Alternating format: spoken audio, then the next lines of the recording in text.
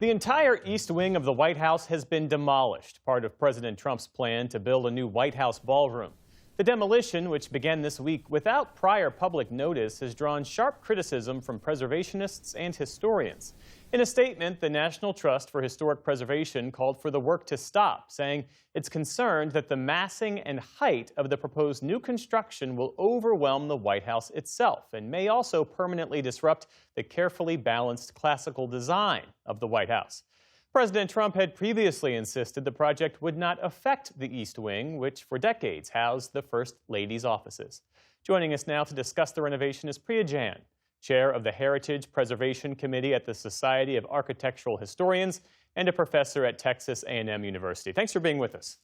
Thank you for having me. One would expect the White House, given its historic importance, its national symbolism, to have extraordinary preservation restrictions. Why doesn't it?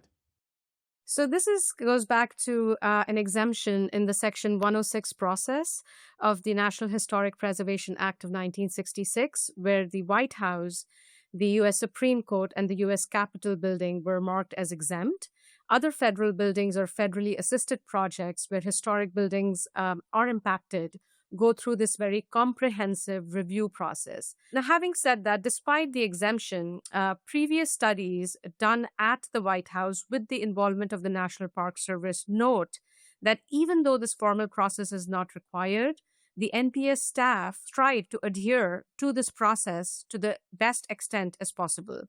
And in prior projects that have been much smaller in scale, it appears that these internal consultations and advice from the National Park Service and other agencies has been sought before the project was initiated and executed. But that wasn't the case here. It is not clear. It has not been shared to my knowledge in the public domain what the nature of these consultations have been. I should note that the National Park Service, in the Secretary of the Interior's guidelines for treatment to historic buildings, and specifically in relation to new additions, states that new additions, exterior alterations, or related new construction will not destroy historic materials, features, and spatial relationships that characterize the property. Moreover, the new work will be compatible with the historic materials, size, scale, proportion, and massing to protect the integrity of the property and its environment. This language that I just read from the National Park Service document is meant to be an advisory, it's a guidance. However, throughout the nation, the federal projects, other historic buildings use this guidance in the way they treat historic buildings. So it's surprising that the most important building in the nation, it's not clear whether these guidelines have been followed and what those deliberations have been like. Professor Jan, the White House today defended the demolition and redevelopment work. Here's what the White House Press Secretary Caroline Leavitt said.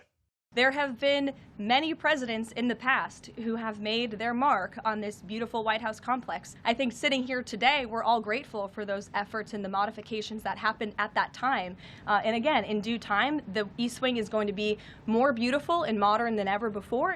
So how does this square with what past presidents have done? Certainly, no president has sought to demolish an entire wing of the White House.